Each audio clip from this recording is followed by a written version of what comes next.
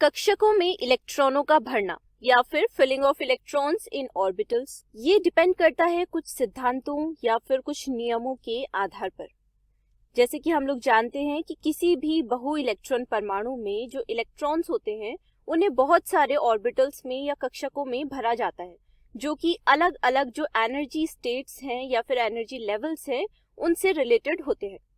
तो इनसे रिलेटेड कुछ नियम हैं या कुछ सिद्धांत हैं या कुछ रूल्स कहे जा सकते हैं, जिन्हें हम अगले लेक्चर से पढ़ना स्टार्ट करेंगे। आज हम कुछ बेसिक सी जानकारियां इस टॉपिक से रिलेटेड जानेंगे।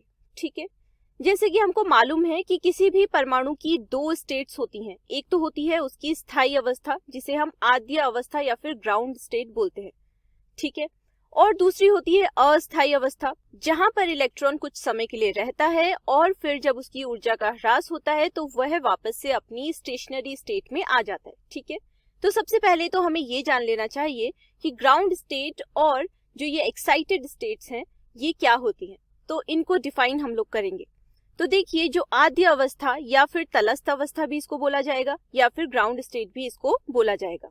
ये हम लोग इसलिए समझ रहे हैं क्योंकि जब हम लोग इलेक्ट्रॉनों को कक्षकों में भरना शुरू करेंगे या फिर कुछ नियम और सिद्धांत पढ़ेंगे तो तब हमें इनकी जरूरत पड़ेगी, ग्राउंड स्टेट और एक्साइटेड स्टेट्स की। ठीक है, तो देखिए, परमाणु की वह अवस्था जिसमें उसके सभी इलेक्ट्रॉन अपने निम्नतम ऊर्जा स्तर में रहते हैं, उसी को हम क्या बोलते हैं, ग्राउंड स्टेट या फिर तलस्थ अवस्था या फिर आद्य अवस्था किसी परमाणु की। ठीक है, दूसरी होती है एक्साइटेड स्टेट या फिर उत्तेजित अवस्था।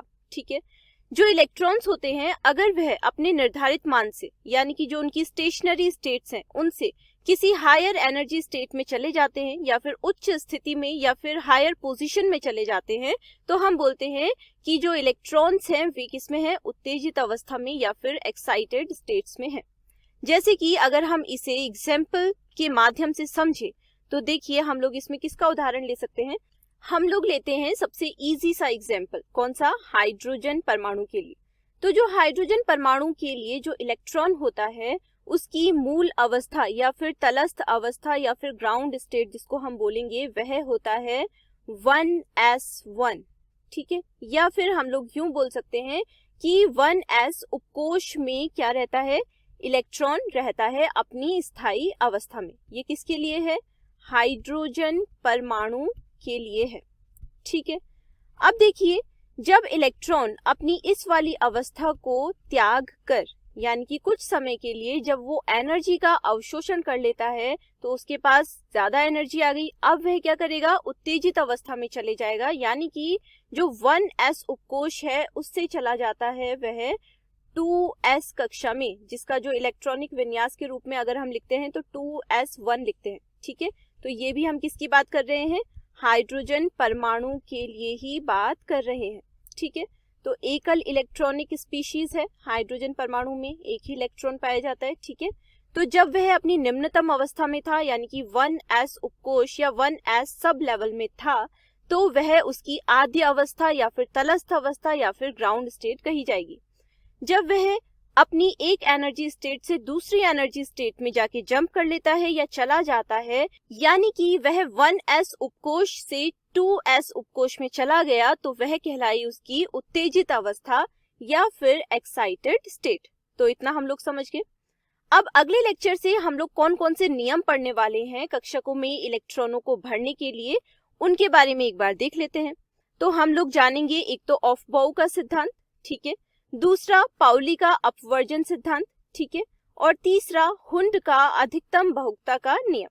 ठीक है, और ये टॉपिक बहुत ही इंपॉर्टेंट है, ये तीनों ही नियम बहुत ज्यादा जरूरी हैं। ठीक है, तो अगले लेक्चर से हम लोग इनको जानेंगे और इनको अच्छे से हम लोगों ने पढ़ना है। ठीक है, लास्ट लेक्चर में हम लोगों ने बात की थी कि जो कक्षकों में इलेक्ट्रॉनों को भरा जाता है उसके लिए कुछ नियम या फिर कुछ सिद्धांत हम लोग पढ़ने वाले हैं, जिसमें आज जो सबसे पहला सिद्धांत हम लोग पढ़ने वाले हैं वह है ऑफ-बाउ सिद्धांत या फिर ऑफ-बाउ प्रिंसिपल। तो देखिए, पहले तो जो इसका नाम है यही कुछ अजीब सा लग रहा है ना। तो जो ऑफ-बाउ होता है ये शब्द है एक जर्मन भाषा का शब्द। ठीक है, और इसका मतलब होता है निर्माण होना किसी चीज का। ठीक है, तो अब यहाँ पर किस चीज का निर्माण हो रहा है, यहाँ पर हो रहा है कक्षकों का निर्माण, ठीक है, या फिर कक्षकों को भरा जा रहा है किसके माध्यम से, इलेक्ट्रॉनों के माध्यम से। तो जो ऑफ-बाउ का सिद्धांत है या फिर ऑफ-बाउ प्रिंसिपल है, यह बोलता है कि परमाणुओं की तलस्थ अवस्था में ही क्यों हम लोग बात कर रहे हैं, क्योंकि हमको मालूम है कि ग्राउंड स्टेट में ही जो इलेक्ट्रॉन होते हैं वे सबसे ज्यादा स्थायी अवस्था में होते हैं। यानी कि ये बोला जा सकता है कि किसी भी परमाणु के लिए जो स्थायित्व प्राप्त अवस्था होती है, जिसमें सबसे ज्यादा स्थायित्व होता है, वह कौन सी होती है, तलस्थ अवस्था होती है, ठीक है। तो तलस्थ अवस्था में क्या होता है, परमाणुओं की जो ग्राउंड स्टेट होती है उसमें कक्षकों को उनकी एनर्जीज के बढ़ते हुए क्रम में रखा जाता है या फिर भरा जाता है, ठीक है। तो इस डायग्राम के अकॉर्डिंग इसको समझने की कोशिश कीजिए। सबसे पहले इलेक्ट्रॉन्स कहाँ पर भरे जाएंगे, जो सबसे निम्नतम वाली अवस्था होगी या फिर निम्नतम ऊर्जा स्तर होगा, या फिर जिसको हम ग्राउंड स्टेट बोल रहे हैं उसमें, ठीक है, 1s कक्षक में, ठीक है। उसके बाद फिर भरे जाएंगे 2s कक्षक में, फिर भरे जाएंगे 2p कक्षक में, फिर 3s में, फिर 3p में, फिर 4s में, फिर 3d में, और ऐसे ही ये क्रम आगे तक चलता रहेगा। तो इस डायग्राम को देख के आपको कुछ याद आया, हमने बहु इलेक्ट्रॉन परमाणुओं की बात की थी, तो उसमें जो हमने ऊर्जा स्तर आरेख बनाया था ना, वह कुछ इसी टाइप का तो था। उसमें जब हम लोग एनर्जीज लिख रहे थे विभिन्न कक्षकों की, तो उसका क्रम हमने किस प्रकार से लिखा था, हमने लिखा था 1s, है ना, उसके बाद फिर 2s, फिर 2p, फिर 3s, फिर 3p, फिर 4s, फिर 3d एंड सो ऑन। तो हम लोगों ने ये भी बात की थी कि जो 3d कक्षक की ऊर्जा है वह 4s कक्षक की ऊर्जा से क्यों ज्यादा है, हमने कुछ n+l का मान करके या फिर बोर-बरी का नियम करके जाना था, है ना। तो उसी बेसिस पे हमने देखा था कि कुछ कक्षकों की ऊर्जाएं जो कि उच्च ऊर्जा स्तर पे होनी चाहिए, उनकी स्थिति क्या होती है, निम्न होती है, और दूसरे वाले की उच्च होती है। और ऐसा क्यों होता है ये सब हम लोग जान चुके हैं। तो जो ये ऑफ-बाउ का प्रिंसिपल है या फिर ये जो सिद्धांत है, इसके अकॉर्डिंग जो कक्षकों को भरा जाता है वह किस बेसिस पे भरा जा रहा है, निम्नतम ऊर्जा स्तर से लेके उच्चतम ऊर्जा स्तर तक। तो एक क्रम में, जैसा कि हमने बहु इलेक्ट्रॉन परमाणु के लिए ऊर्जा स्तर आरेख में देखा था क्रम, उसी क्रम में इलेक्ट्रॉनों को विभिन्न कक्षकों में भरा जाता है, ऐसा बोलता है ऑफ-बाउ सिद्धांत या फिर ऑफ-बाउ प्रिंसिपल, ठीक है। तो इसको हम लोग नोट कर लेते हैं कि ऑफ-बाउ सिद्धांत के अनुसार परमाणुओं की तलस्थ अवस्था यानी कि ग्राउंड स्टेट में कक्षकों को उनकी ऊर्जा के बढ़ते हुए क्रम में भरा जाता है, ठीक है। तो यही है ऑफ-बाउ का सिद्धांत। अब अगले लेक्चर में हम लोग बात करेंगे पाउली के अपवर्जन नियम की या फिर पाउलीज एक्सक्लूजन प्रिंसिपल की। हम लोग देख रहे थे कि किस प्रकार से कक्षकों में इलेक्ट्रॉनों को भरा जाता है, जिसमें हम लोग कुछ सिद्धांतों को समझने की कोशिश कर रहे थे, और उसमें हमने पहले टॉपिक के रूप में ऑफ-बाउ प्रिंसिपल को जान लिया था। आज हम बात करेंगे पाउली के अपवर्जन नियम की या फिर पाउलीज एक्सक्लूजन प्रिंसिपल की। तो देखिए, जो पाउली का अपवर्जन नियम है वह बोलता है कि किसी परमाणु में किन्हीं भी दो इलेक्ट्रॉनों के लिए चारों क्वांटम संख्याएं, यानी कि कौन कौन सी, n स्मॉल n मुख्य क्वांटम नंबर, l यानी कि द्विगंशीय क्वांटम संख्या, ठीक है, ml यानी कि चुंबकीय क्वांटम संख्या, और प्रचक्रण क्वांटम संख्या, इन चारों ही क्वांटम संख्याओं के मान कभी भी समान नहीं हो सकते। ऐसा हो सकता है कि 3 क्वांटम संख्याओं के मान समान हो, लेकिन फिर स्पिन क्वांटम नंबर की वैल्यू अलग अलग हो जाएगी, ठीक है। तो इस तरीके से ये पाउली का अपवर्जन नियम बताता है। या फिर इसी नियम के अनुसार ये भी कहा जाता है कि केवल 2 इलेक्ट्रॉन एक कक्षक में रह सकते हैं, यानी कि एक कक्षक में कितने इलेक्ट्रॉनों की संख्या हो सकती है अधिकतम, केवल 2 इलेक्ट्रॉनों की।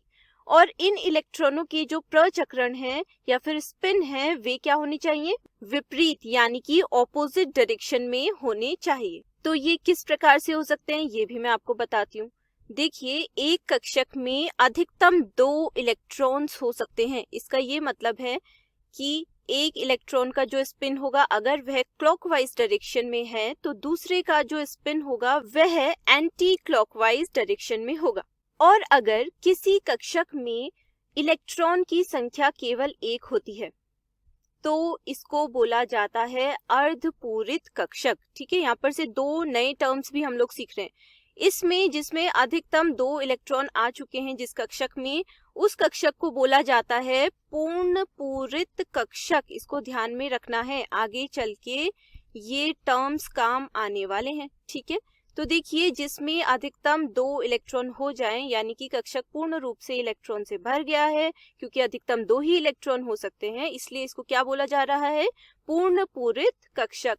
और जिसमें केवल एक ही इलेक्ट्रॉन है वह क्या कहलाएगा, अर्धपूरित कक्षक, ठीक है, क्योंकि ये आधा भरा हुआ है, ठीक है। यही समझ लीजिए, इसी से आपको याद रहेगा, ठीक है। तो आप लोग समझिए कि पाउली का अपवर्जन नियम क्या कहता है।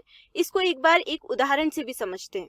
तो देखिए, अगर हम उदाहरण लेते हैं के कोश का, ठीक है, तो हमने क्या बोला, के कोश में हम चारों क्वांटम संख्याओं के मान चेक करेंगे कि ये समान होते हैं या नहीं होते हैं, ठीक है।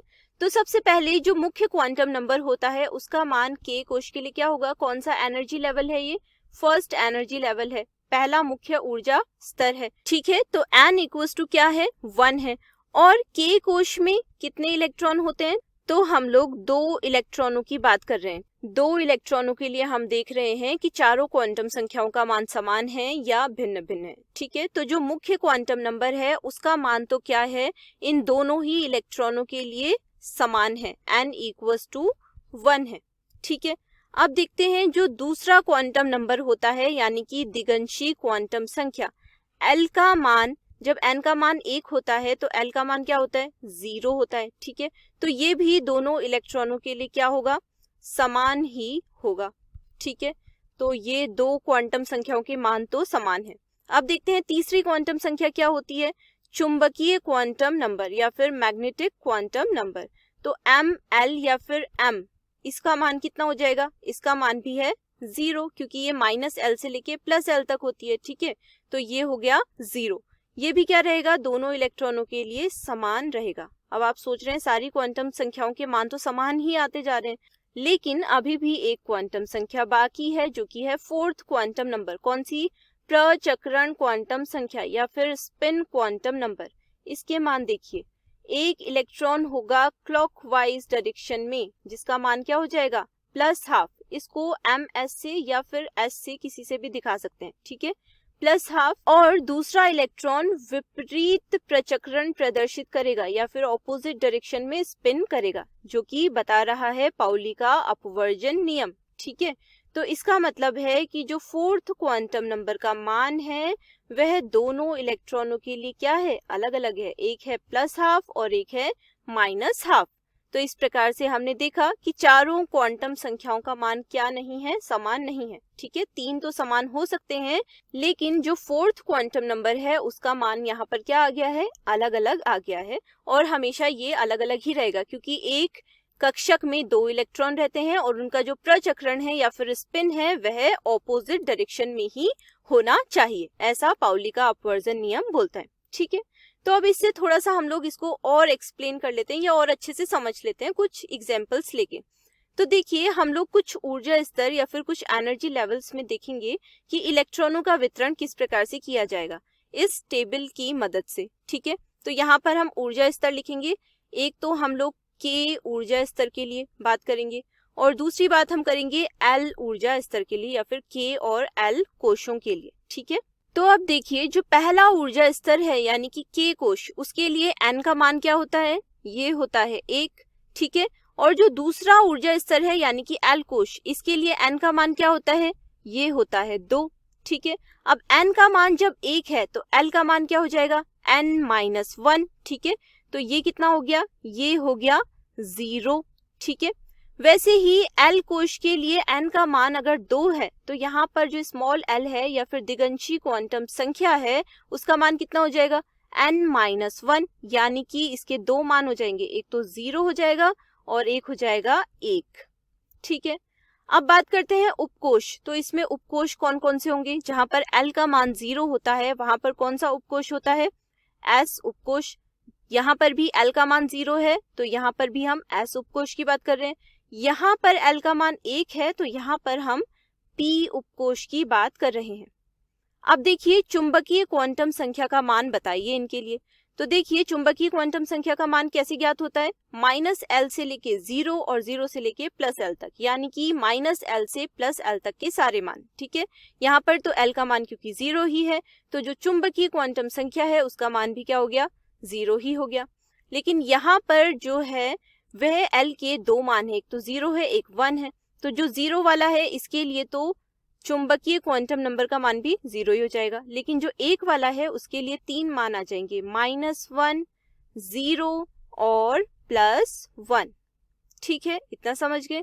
अब देखिए स्पिन यानी कि ms या फिर किसकी वैल्यू, s की वैल्यू, यानी कि जो 4th क्वांटम नंबर है। ठीक है, तो इस वाले के लिए कितने इलेक्ट्रॉन्स हो सकते हैं, ये हो सकते हैं 2 इलेक्ट्रॉन, और जिनका स्पिन क्या होगा, ऑपोजिट होगा, तो ये हो गया +½ और ये हो गया -½ ठीक है, फिर इस वाले के लिए भी सेम ही हो जाएगा, ये भी हो गया +½ और ये भी हो गया -½ ठीक है, यहाँ पर भी +½ और -½ क्योंकि एक कक्षक में कितने इलेक्ट्रॉन रह सकते हैं, अधिकतम 2 ही इलेक्ट्रॉन रह सकते हैं। ठीक है, तो +½ और -½ ठीक है, +½ और -½ ठीक है।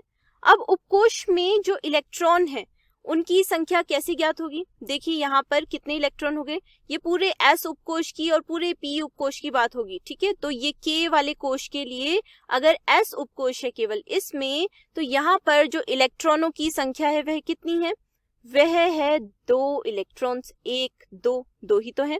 ठीक है, अब l कोश में जो s उपकोश है उसके लिए इलेक्ट्रॉनों की संख्या कितनी है, ये भी है 2। ठीक है, L कोश में जो P उपकोश है उसके लिए इलेक्ट्रॉनों की संख्या कितनी है, 1 2 3 4 5 6, तो ये हो गए टोटल 6। ठीक है, तो अभी तक हम लोग उपकोशों में चेक कर रहे थे कि कितने इलेक्ट्रॉन है, अब हम इस पूरे के पूरे ऊर्जा कोश में कितने इलेक्ट्रॉनों की संख्या है वह लिखेंगे। तो देखिए इस वाले में तो कितने हैं टोटल इलेक्ट्रॉन, केवल 2 ही तो हैं, तो 2 लिख दिया। ठीक है, अब L ऊर्जा कोश में कितने इलेक्ट्रॉन है टोटल, ये है 2 ये है 6, तो कितना हो गया 2 + 6, कितने इलेक्ट्रॉन्स हो गए टोटल L ऊर्जा कोश में, ये हो गए 8 इलेक्ट्रॉन्स।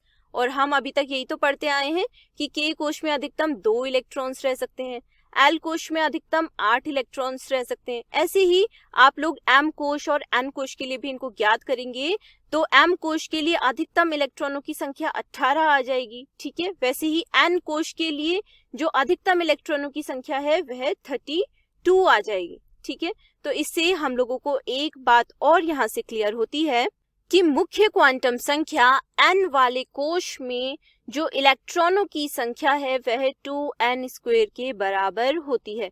यहाँ से एक कंफ्यूजन नहीं होना चाहिए, हम लोगों ने पहले एक बात पढ़ी थी कि n वाले कोश में ही जो कक्षकों की संख्या होती है वह अधिकतम कितनी होती है, n² होती है, लेकिन यहाँ पर किसकी बात चल रही है, इलेक्ट्रॉनों की संख्या की, तो इलेक्ट्रॉनों की संख्या 2n² के बराबर होती है। जैसे कि K कोश में n का मान 1 होता है। ठीक है, तो 2 × 1⁻2 n की जगह पर हमने 1 रख दिया है। ठीक है, 2n² में, तो कितना आ गया, 2 आ गया, यानी कि अधिकतम इलेक्ट्रॉन K कोश में कितने रह सकते हैं, 2 रह सकते हैं। ठीक है, वैसे ही L कोश की बात करें तो वहां पर n का मान होता है 2, तो 2 × 2 का स्क्वायर, तो कितना हो गया 2 × 4 यानी कि 8। ठीक है, वैसे ही M कोश में n का मान होता है 3, तो 3 का स्क्वायर कर दीजिए यहाँ पर, तो कितना हो गया 2 × 9 यानी कि 18 अधिकतम इलेक्ट्रॉन रह सकते हैं। ठीक है, वैसे ही N कोश में ज्ञात कीजिए, तो N में 2 × 4 का स्क्वायर यानी कि 2 × 16, तो अधिकतम कितने इलेक्ट्रॉन रह सकते हैं, 32 इलेक्ट्रॉन रह सकते हैं। तो आज आपने सीख लिया पाउली का अपवर्जन नियम। अब नेक्स्ट लेक्चर में हम लोग बात करेंगे हुंड के अधिकतम बहुपता नियम की, तब तक आप इतना अच्छे से पढ़ लीजिए। अभी तक हम लोगों ने कक्षकों में इलेक्ट्रॉनों को भरने से संबंधित 2 सिद्धांत देख लिए, कौन कौन से, ऑफ बोउ प्रिंसिपल और पाउली का अपवर्जन सिद्धांत। ठीक है, आज हम लोग बात करेंगे हुंड के अधिकतम बहुपता नियम या फिर Hund's rule of maximum multiplicity की। तो देखिए अभी तक हमने जितने भी सिद्धांतों या फिर नियमों की बात की है कक्षकों में इलेक्ट्रॉनों के भरने से रिलेटेड, उनमें अभी तक ये बात नहीं आई कि अगर हम समान ऊर्जा के कक्षकों को लेते हैं, अर्थात जो कौन से कक्षक कहे जाते हैं, समान ऊर्जा के कक्षकों को क्या बोला जाता है, समभ्रंश कक्षक। तो इनके लिए किसी भी नियम में ये नहीं बताया गया कि इनमें इलेक्ट्रॉनों को किस प्रकार से भरा जाएगा। तो जो हुंड का अधिकतम बहुलकता का नियम है, ये समभ्रंश कक्षकों से संबंधित है या फिर समभ्रंश कक्षकों के लिए है। ठीक है, तो इसमें बताया गया है कि किस प्रकार से जो विभिन्न समान ऊर्जा के कक्षक होते हैं उसमें इलेक्ट्रॉनों को किस प्रकार से भरा जाता है। ठीक है, तो सबसे पहले तो हम देखेंगे कि हुंड का अधिकतम बहुलकता का नियम बोलता क्या है और उसके बाद इसका एक उदाहरण देखेंगे। तो Hund's rule of maximum multiplicity के अनुसार एक ही उपकोष के कक्षकों में, उपकोष मतलब सब शेल, ठीक है, या फिर सब लेवल्स, जैसे कि एस पी डी एफ उपकोष की हम लोग बात कर रहे थे उनके, ठीक है, तो उनके कक्षकों में जो इलेक्ट्रॉनों का युग्मन यानी कि जो पेयरिंग है तब तक नहीं होता है जब तक उस उपकोष के सभी कक्षकों में एक एक इलेक्ट्रॉन ना आ जाए। ठीक है, तो इससे आपको कुछ बात समझ में आई।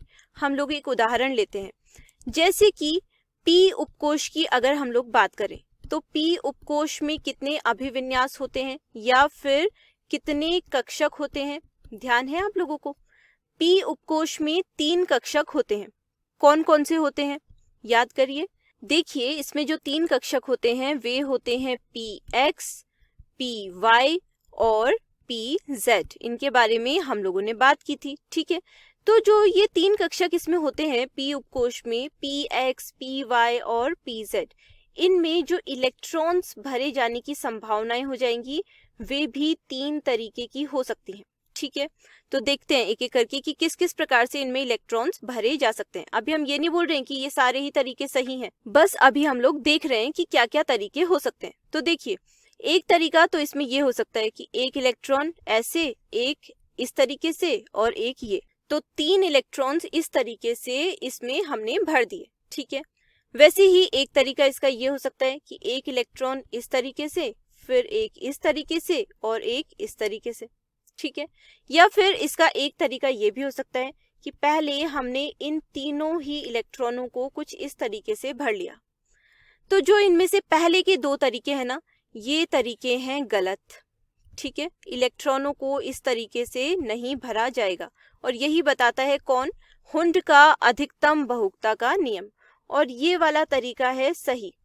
इसका कहने का ये मतलब है कि जब तक किसी भी उपकोष के जो कक्षक हैं उनमें एक एक इलेक्ट्रॉन ना आ जाए तब तक हम पेयरिंग शुरू नहीं करेंगे। जबकि यहाँ पर क्या कर दी, पेयरिंग पहले ही शुरू कर दी। ठीक है, यहाँ पर पहले ही एंटी क्लॉकवाइज इलेक्ट्रॉन को इस तरीके से स्पिन करता हुआ दिखा दिया गया, तो दोनों ही तरीके क्या हो गए, गलत हो गए। यहाँ पर हम लोग पहले क्या करेंगे, एक एक इलेक्ट्रॉन तीनों ही कक्षकों में भरेंगे। ठीक है, उसके बाद फिर नेक्स्ट उससे हम लोग इनकी पेयरिंग शुरू करेंगे। ठीक है, उसके बाद यहाँ पर हम ऑपोजिट डायरेक्शन में स्पिन दिखाएंगे, क्योंकि एक कक्षक में अधिकतम 2 इलेक्ट्रॉन हो सकते हैं। ठीक है, और उनका जो स्पिन या फिर प्रचक्रण होता है वह क्या होता है, विपरीत डायरेक्शन में या ऑपोजिट डायरेक्शन में होता है।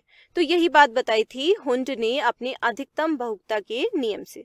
इस प्रकार से हम लोगों ने तीनों ही सिद्धांत देख लिए किससे रिलेटेड, कि कक्षकों में इलेक्ट्रॉनों को किस प्रकार से भरा जाता है। अब अगले लेक्चर में हम लोग बात करेंगे कि परमाणुओं का जो इलेक्ट्रॉनिक विन्यास है वह किस प्रकार से लिखा जाता है।